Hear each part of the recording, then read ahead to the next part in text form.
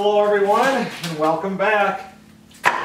Well, the sap season is done. I pulled all the taps, let's see, 3 days ago and boiled up the very last of the syrup for this year.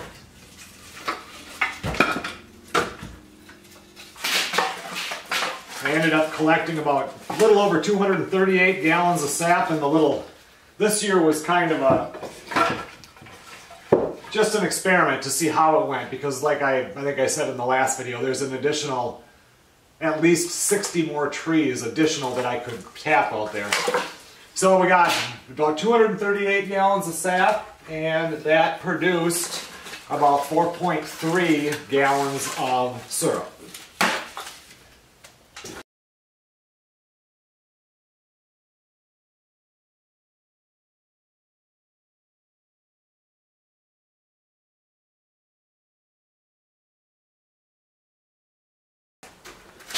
And in the sap evaporator video, you guys got to take a look at that, and it worked really good. But I did learn a few things this season that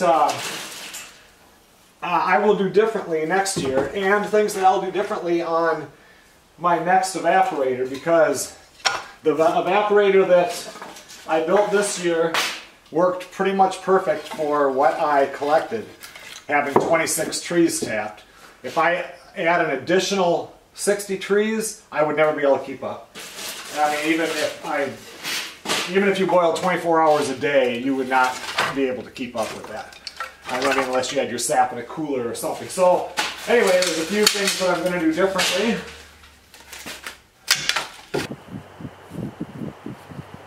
And I've learned a few things that I'll share with you guys so I can watch this video next year and remember what they were.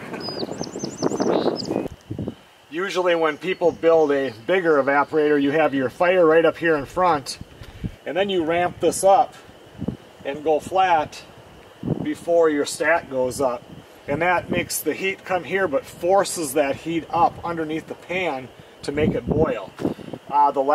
This last time that I boiled, it was too hot to pull the ashes out. So I took the ashes and I shoved them back, and it created a ramp here of ashes, and then I built the fire here, and it boiled so much better. I mean, it really boiled, and it went fast. I had to watch it really close. So right now this is just water in here because I need to get this all cleaned out, and it was still hot when I pulled the syrup out, or yeah, the syrup, and so I just put water in here. Another thing that I learned, this black that gets on here,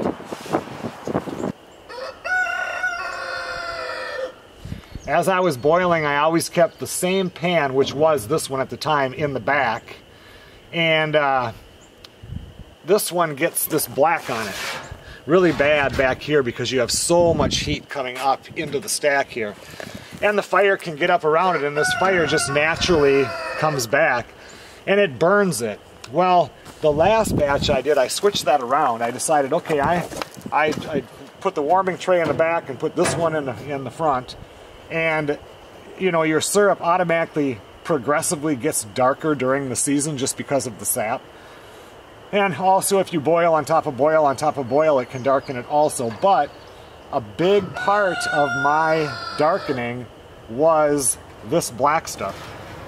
Because once I switched the pans and did the very last batch, which should have been the darkest batch of the season, I found that it was lighter than my previous couple of batches. So with the next evaporator, I am going to want to do it, you know, we already learned that having 2 inches in the bottom of the pan versus 6 is way better for boiling. I need to make sure that the sides of the pan are not getting hot. It should just be underneath, I think. I'm going to have to research that, but that makes sense to me. With 2 inches in there, your bottom can be super hot, everything will boil, and you won't get the burning on the side here. I think they have a name for this, but whatever it is, I mean, it'll get sugary and bubble and black, and I just think that that has to add to the color of the final product syrup. Some of the days when I was boiling or evaporating, it was blowing so hard that I would get little white caps across this one here. And the last day, it got to 70 degrees that day, and there was hardly no wind, and it boiled so nice. So, along with the fact that I get pine needles that come off of the trees above here, I think that by putting this inside of a sugar shack or whatever, it would keep everything warmer, and at the same time, you would be out of the wind, so, you know, nothing is fighting with the flames to help heat everything up. I've been wanting to build a lean-to on the side of this garage that comes out somewhere into here. I'd like to put my tractor underneath here instead of in the front garage. I would like to be able to put the four-wheelers underneath here. So I think what I want to do is come out with one that right here that's tall enough, and then behind the garage there's all this crap that was here when we got the place, which definitely is going to get cleaned out this year. I want those trees cut down because eventually the roots are going to go underneath the garage and it can crack the actual slab there. So then I want to have a lean-to that wraps around in the back also here, so I can put everything in here and keep everything under cover, but not filling up all the sheds. When I do that, it'll probably come out in here somewhere. Probably only back to about here. I don't want to hurt any of the raspberry bushes since we get so many raspberries.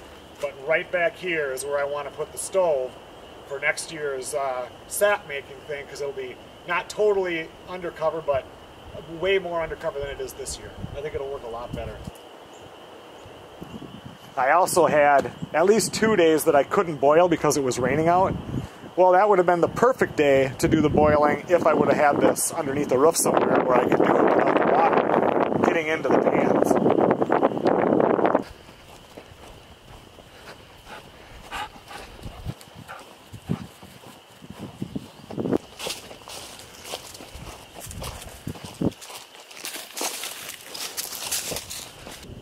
I made this trail through the woods last summer because there were no trails back here. And I only did it on this part, and that kind of showed me where I would go to get the sap, because when there was still 18 inches of snow on the ground and I'm running it with the snowmobile,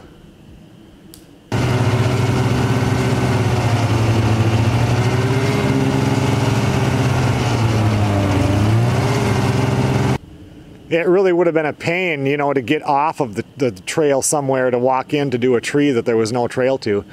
And back in here, I had 10 trees that I tapped, and I would park the four-wheeler right here and then walk way back in there and get that sap. And then when you have, I would usually get 10 gallons, and I'd have to have 2 buckets and carry them out, you know, as the snow melted, everything got wet. So I definitely next year want to cut more trails, just even to get to the trees that I tapped this year, but also then to get to the additional trees, because if I am going to tap 60 more trees, none of them were near the trail. And it was just much, much easier to drive, stop the four-wheeler or stop the snowmobile, dump the pail, get back in, drive a little bit more versus get out, grab the buckets, walk in, and then dump them. So just to save some time. Since I'm out here, I'm going to switch the SD card in the trail camera. I get so many pictures. I mean, there's going to be a lot of me going up and down. It's probably been 3 weeks since I pulled this, but we get a lot of deer and raccoons, fisher, skunk, everything on this camera. So see what we got this week or this time.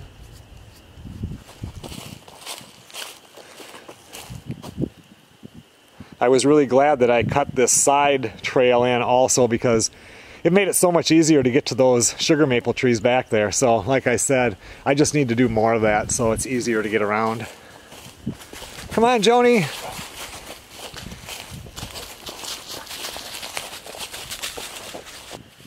This is where that trail we were just walking on ends here kind of, and then I've got a little trail that goes back that way, that goes way back because our property goes quite a ways further that way. But this is a smaller trail, and the same with up here. It's just pretty narrow.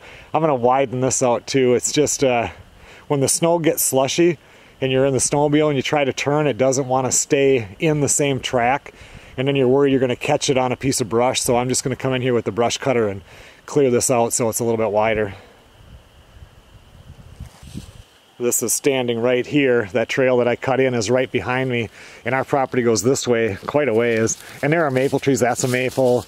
There's one back there. There's a whole bunch up in here that I want to tap, so I'll have to get in there and do some clearing on that also.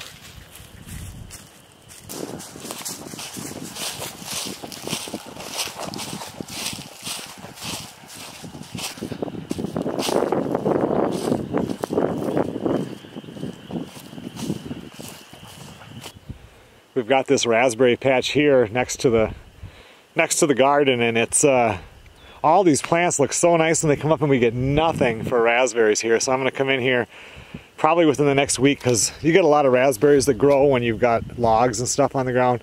I'm going to scoop all of that out with the tractor, and I'm going to mow this whole thing down and let it grow up again. And hopefully we'll get some berries, because we get so many from behind the garage and nothing from here. I know this has nothing to do with my sap evaporator or making syrup, but definitely a project I need to get done. Okay everyone, well thanks a lot for watching. At least now you know the little things that I learned this year. You know, did it before, just doing it on the stove, but this was much more efficient, and it could have been much more efficient, and I learned a lot, so next year should be a lot of fun.